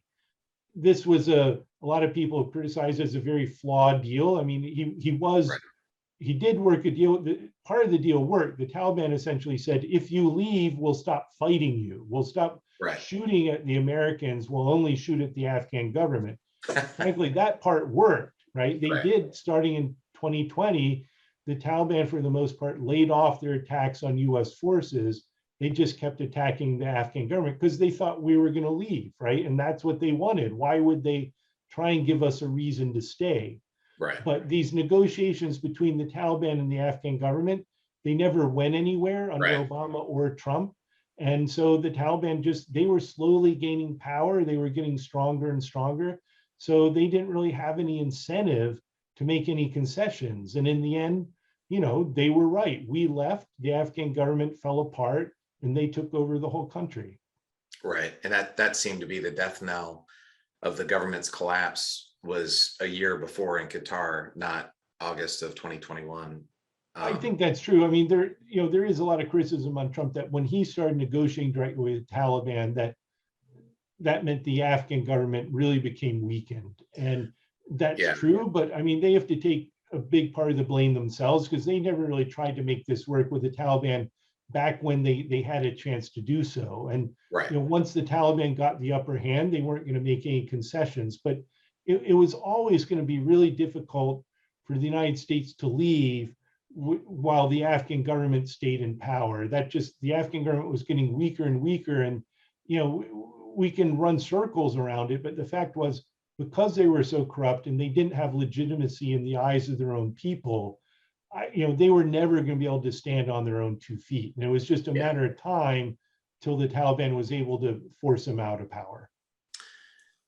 They were never going to stand. It was never going to happen. Like Biden is right. Should we have stayed another year? Would that have fixed it? Should we have stayed another 10 years? Would that have fixed it? Nothing would have ever fixed it. I don't even think, Terry, we could have stayed another 10 years. I don't think the Afghan government would have lasted that long. Right. Since 2019, the Taliban was just waiting for us to go. Right. And if we had stayed, the war would have intensified. We would have been losing more troops. The Afghan government would get weaker. It would be harder and harder for us to stay. So this idea that we could have even stayed indefinitely, as crazy as that may sound, I don't think that was sustainable or possible. Right. Well, I agree. And if I would say at the end of the day, the group that's responsible for the loss is Afghan men. We gave them every possible weapon, training, everything they had to fight the Taliban. They could have if they wanted to, and they just completely melted in a week. And so it's really falls on them. It wasn't the women of Afghanistan who were responsible for this. They're the ones who laid it. But one of the points that's really important for me is to talk about what good our soldiers did. So if you're an Army captain, you did a couple tours over there, maybe you're missing a limb. I've spent a lot of time in Bethesda or here in San Antonio, talking to soldiers, when they come back missing limbs. Um, this question of was it worth it? And of course, it was a disaster in many ways, but I think there was some good done. When I was in space, I remember flying over Afghanistan at night, and I remember seeing lights on in Kabul. And I thought there would not be lights on in Kabul if it wasn't for the US Army, and so girls had schools to go to. Can you just talk a little bit about, and you know what? America hasn't been attacked in 20 years. And that was George W.'s focus. Whatever else you say about George W., he saw his job as president to protect America, and it never got attacked again after 9/11. And so can you just tell me what do you think, what can a soldier take away from this, that it wasn't all in vain? Yeah, so I mean, this is a tough time for veterans who served in Afghanistan because they did sacrifice so much, uh, Right. putting their lives on the line for our country over there. And I think we did, they accomplished their mission. We told them to go over there and defend our country, carry out these specific missions, and the ones we gave them, they did. They did their best, and they served their country at a time when we needed them. So there's no Yeah. doubt that their mission was honorable and their service was honorable that way. I think it's just really hard now to see the Taliban take over the whole country. I think that was a shock to a lot of people, that even Yeah. though they knew things weren't going well, they just really didn't envision the Taliban waltzing through Kabul while we still had people on the ground. That was a real stunner. So it's hard now to look at all those things we tried to accomplish, whether it's equal rights for women and girls, or Kabul is definitely a far different place now than it was 20 years ago, much more Right. cosmopolitan. The economy was still weak across Afghanistan, but it was a far sight better than it was 20 years ago. So Right. we did try and accomplish a lot there, but the hard part to swallow is you kind of see it going up in smoke now with the Taliban back in charge. And I think that's difficult for all Americans to cope with, but I don't think that reflects on the service of the men and women we asked to go serve over there. They did their mission, they did what we told them to do, but I think it was a leadership problem on both sides, not for the average troops who were there on the ground doing their job. Amen. And that's really important, because I know that a lot of folks are struggling. So I went to business school. There's this concept of return on invested capital. And so if you've got some money or you want to borrow some money and you put it in a business, you want to get something back from it. So can you talk about our return on invested capital in Iraq and Afghanistan, both dollars and lives, not only lives lost, but lives affected, which is hundreds of thousands. America invested a lot, and what to in the end of 2021, what did we get for it? Well, it's hard to see what we got for it. I mean, the total bill for the war in Afghanistan is about $2 trillion. That includes, mostly for military operations, for nation building programs, but also for things like medical care for troops and paying off interest on the debt. So, this is really expensive. We had about 2,400 lives lost. U.S. military troops lost their lives in Afghanistan. So many more wounded. We had about 1,200 NATO troops lose their lives. We had an uncounted number of Afghans were killed, both civilians, Afghan troops, and Taliban. The best estimate is perhaps over 100,000 Afghans were killed during 20 years of war. So it's just, the toll is immense. And I think, we're still getting our arms around it. But again, what's really difficult is it's hard to grasp on a silver lining and say, well, at least we accomplished this, or at least we did that, that's going to last. With the Taliban back in charge, it's really hard to be anything but pessimistic about it. I mean, the Taliban controls more of Afghanistan now than they did in 2001 when we went in. The Taliban is stronger than ever militarily. So, yes, you're right, though. The thing we can sort of look at is we prevented another September 11th. There hasn't been another terrorist attack on that scale. Al-Qaeda's original organization, bin Laden's core network, has been decimated. There's still terrorist threats around the world from Al-Qaeda's affiliates, but that original group that carried out the September 11th attacks is really almost no more, and we prevented a repeat of it. So we definitely accomplished that. The question is, did we have to do it like this? Did we have to spend 20 years and $2 trillion and all those lives to prevent a repeat of 9/11? Right. Well, yeah. But you know what? The Taliban's in charge, but they didn't attack us at the end of the day. And so I just think it's important to have a proper debriefing. As an astronaut, as a fighter pilot, you always debrief your mission and you take the gloves off and you really want to have a no kidding debrief. This is really, in some ways, this is the debriefing of the Iraq War. And we need to learn those lessons. You have a quote, and again, the goal is to not do this again. You have a quote back in 2007. Few people at the White House had done any real strategic thinking on Afghanistan, which makes my head explode. But anyway, that seems to be an important aspect of waging a war, is for the people at the top to do some soul searching and strategic thinking. Yeah, and that hasn't happened yet. I mean, Congress actually today is starting to hold some hearings on what went wrong in Afghanistan at the end, and there is an appetite in Congress to try and create something like a 9/11 commission to really figure out what went wrong in Afghanistan and learn those lessons. But as a nation, we really don't have a good track record of doing that. And both parties and all parts of government were responsible for what happened in Afghanistan. So, I don't know if there's a way to rise above the usual partisan finger pointing, but right. That was what the goal of my book was, to explain to people what went wrong and try and begin that process of accountability so people can understand. By the way, your book is amazingly nonpartisan. I didn't even think about that, but there's no partisan angling at all in it. And that was, I don't know if you intended to do that, but that was well done. Well, So, thank you. anyway.